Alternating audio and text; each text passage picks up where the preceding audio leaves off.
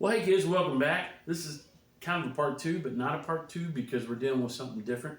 Um, if you go back, you'll see where I made a modular uh, mount for the bead roller that I got here behind me. And I decided after having a dream that maybe I can make a pipe anvil on this too. And then having another dream, I said, you know what? This thing rotates. Let's make the pipe anvil rotate to turn it around to where you can get to the radius that you want.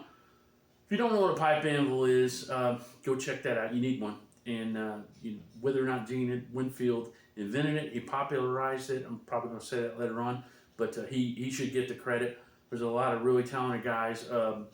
Fizzy Fabrication, Outlaw Edge. Those guys have built some really cool ones and made them to where they can use. But this is I think a little different because you can rotate it around, and I like modular tools. And we built some storage into it. We also got the ability to add diameters to it, and we'll talk about all that coming up. Smith Motor Works. Stay with us.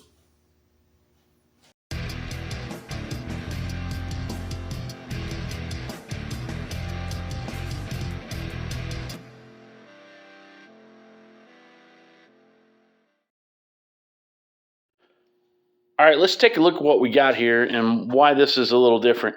Now, if you don't know what a pipe anvil is, this is not an instruction tutorial or anything on how to make one. They're all over the internet, YouTube, Reddit, Instructables, whatever. You need one.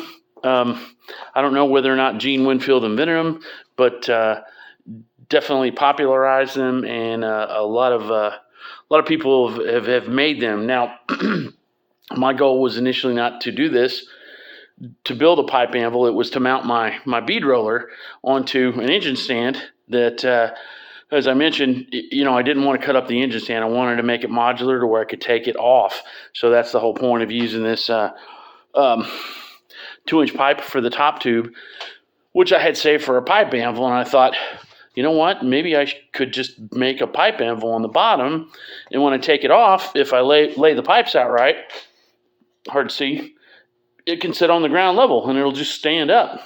You know what I mean? I mean, this will be sort of like a base for it on the ground, and actually, if you clamped it to a bench or something, you can still use it that way. But the stands what's important. So I said, hey, let's do it. So I kind of split the difference here. I had some 6-inch pipe, some 4-inch pipe, and some 2-inch pipe. And even though pipe is nominal and the OD doesn't match the actual size number for it, they do kind of split the difference. This is 6 5/8. This is 4 1/2, and this is 2 3/8. So if you throw that in a calculator, it works out. And I may be throwing the sizes out wrong, but it does work out.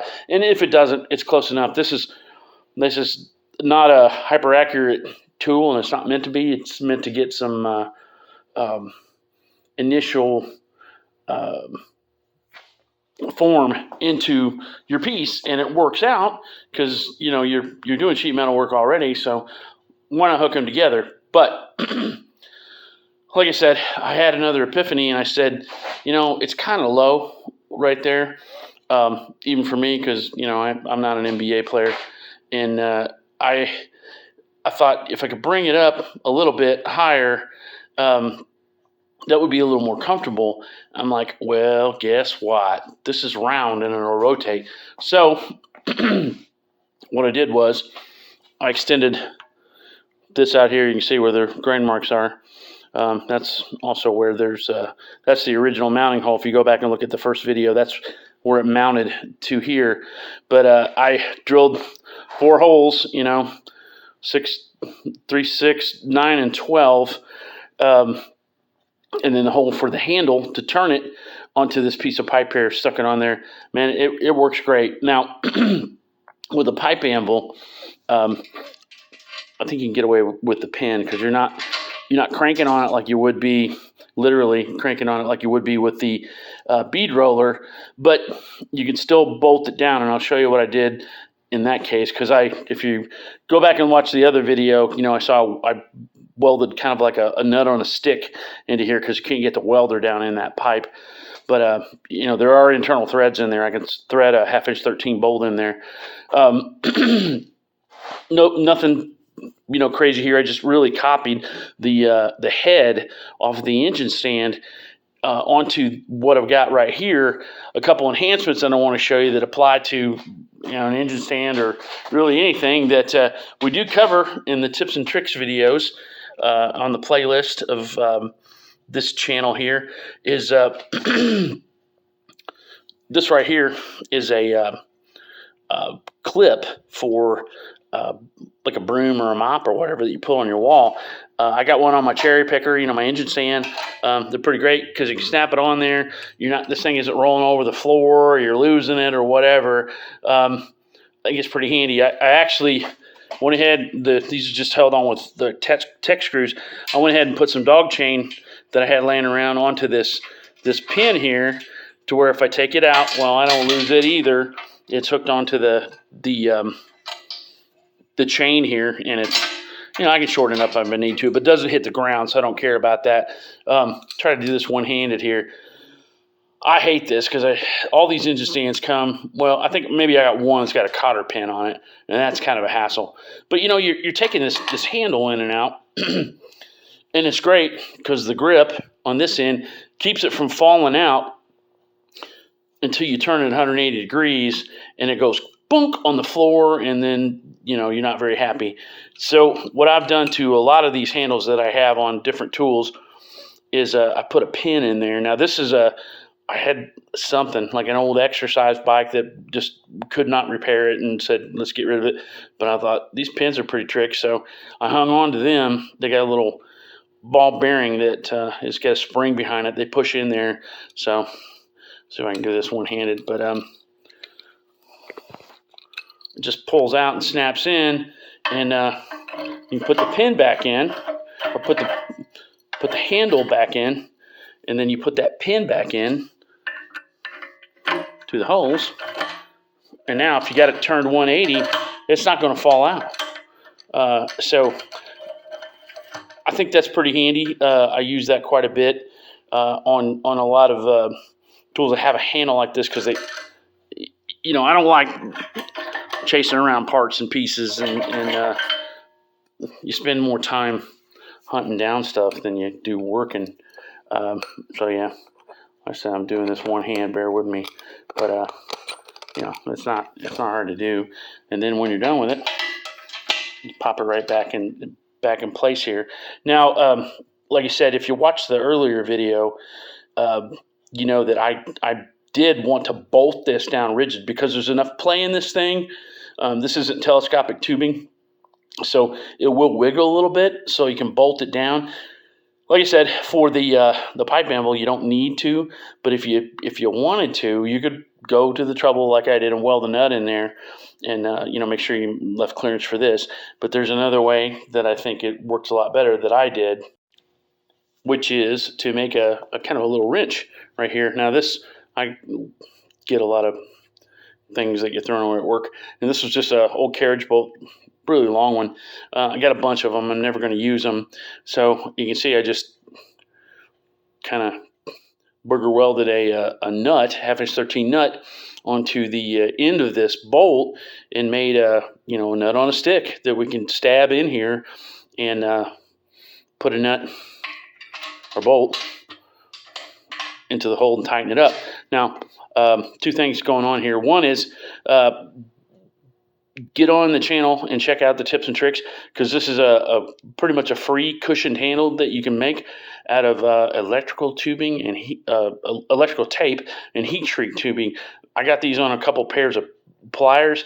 Man, they work really good, and you can buy handles for sure, but you know, you're not going to buy a handle for a carriage bolt with a nut welded onto the end of it.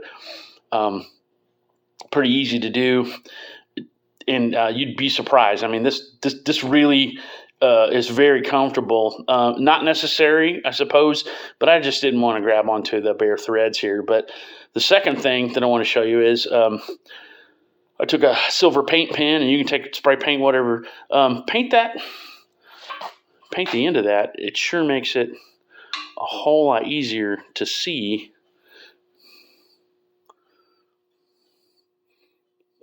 when you're getting close to getting it aligned properly. So that's free too. You don't have to, and if it's a zinc plated nut or something like that, you can probably see it anyway. But painting it up makes it a lot more visible when you don't got a light shining on it there. Okay, back to the whole point of this. The pipe anvil, if you build them, just as a pipe anvil, there's a kind of progression of what you set up, and you're stuck with it. Most of them have a kind of a A-frame on each end, and they stand up, and you do it the way you want to do it. Well, like I said, this was kind of low, and I thought I can make this rotate, which is the whole point of this video, that to show you the differentiation of what you can do with this. So I basically, whether I said or not, I've got 4 holes drilled in here, and you could drill as many as you want, whatever makes it comfortable for you, because positioning these tubes, for your different radius bends is however you want to do it, and the as long as I would say, I'm just going to make a guess, don't put them so close that they cut into each other. That's not going to work. But you can put as many as you want. I'd say if you left a diameter, or maybe half a diameter of the hole in between it, you're probably okay on that. I maybe not get it that close, but the point is you could put a whole lot of holes in here and get it to where, hey, well, 90 degrees ain't perfect for me. I'll rotate it to something else, drill another hole. The big thing that makes it easy is a 1/2-inch hole going through there on most of these, on this one for sure, and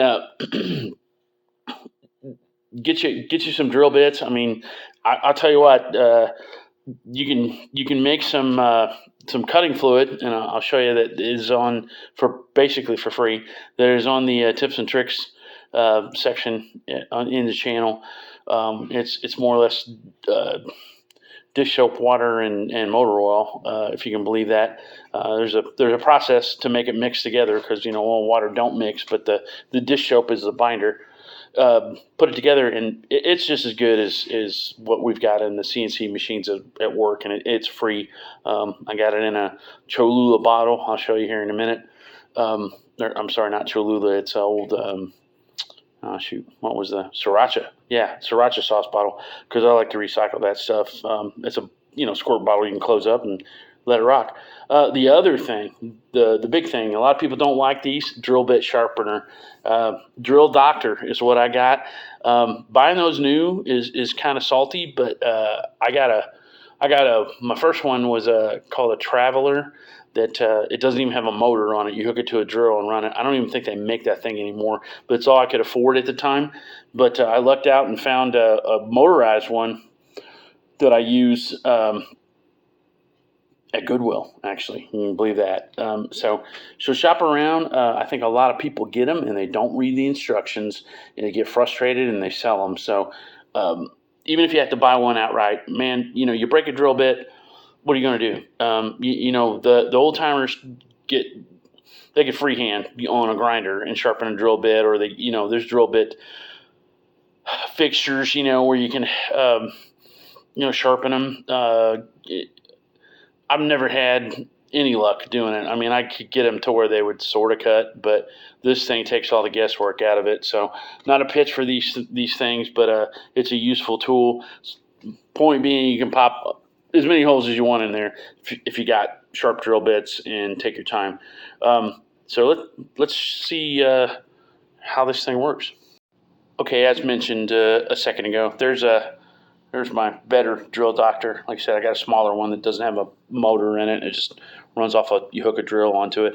And here's a very filthy bottle of cutting fluid that I use. I use that on my mill, my lathe, for drilling holes.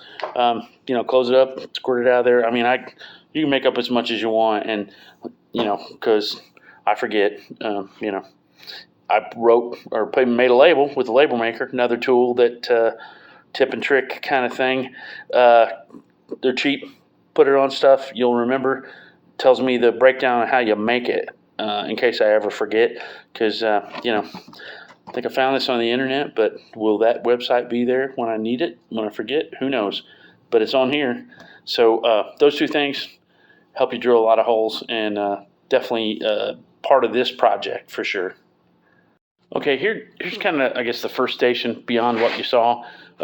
This was, you know, standing straight up and down when we started, and, you know, it's rotated 90 degrees, so you can get to some of the other radius a little easier. This is super heavy, and it's going to get heavier because I'm going to power this thing with the drill motor and a quite a heavy gear reduction to get to work right. But I may make a receiver on this of some sort to take it on and off easier. But it's really no heavier than turning an engine around. So, you know, just get on the handle and hang on. Not a big deal, but that's the beauty of this thing. You can't take a bunch of mass off of an engine and turn it easily, but you can take this thing off and lay it down. If you're like, well, I'm not going to use this for a couple hours, just unbolt it, take it off, use your pipe anvil. Okay, next station, we got it turned 180 degrees. It's pointing down, everything clears. They say you can leave it on, you can take it off, whatever. It takes me longer to pick up the camera and turn it back on than to turn this thing around. I'd love to do this live to show you how fast I can do it, but a one-man show here, folks. So not the easiest to do that unless I grow a third arm. We'll see about that one. But let's turn it around one more. Okay, last one that I have drilled, but you can drill as many as you want, like I said. But I'm sure glad I put that pin on a chain, because I can crank this around and hold it with the handle, reach down, pull the chain up, stick this back in here. Like I said, that's what we made the little nut on the stick for too.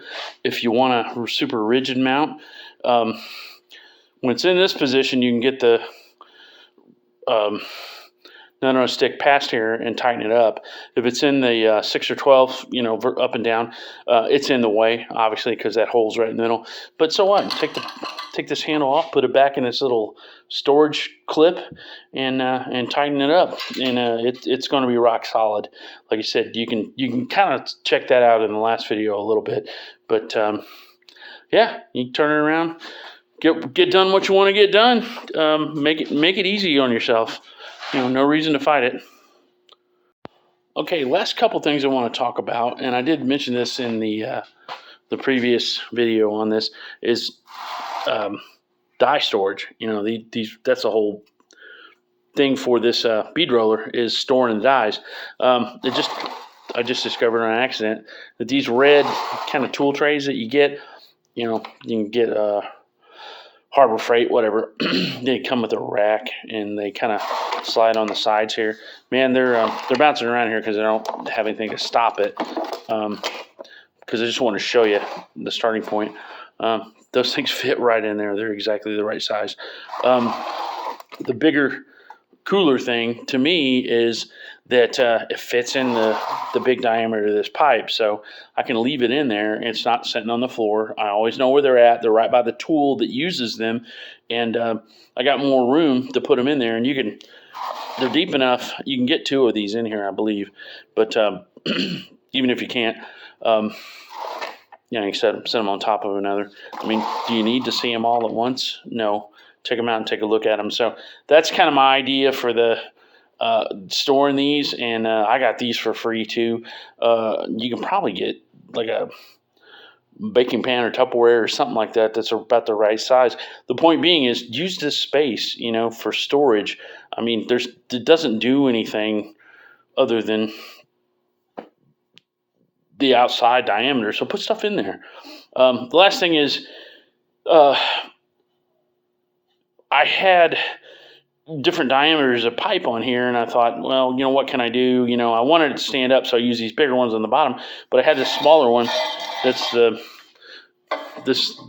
cut it to length because I wanted to use this tighter radius on here. I don't know if this is fence post or what it was, but it don't matter. It's pretty tight, but I'm like, well, maybe I'll tack it on there or something, but it might be in the way. And I thought, well, you know, what I can do is I can weld the spacers on here and I can just clamp it onto the end, or I can drill holes and I can bolt it on temporarily.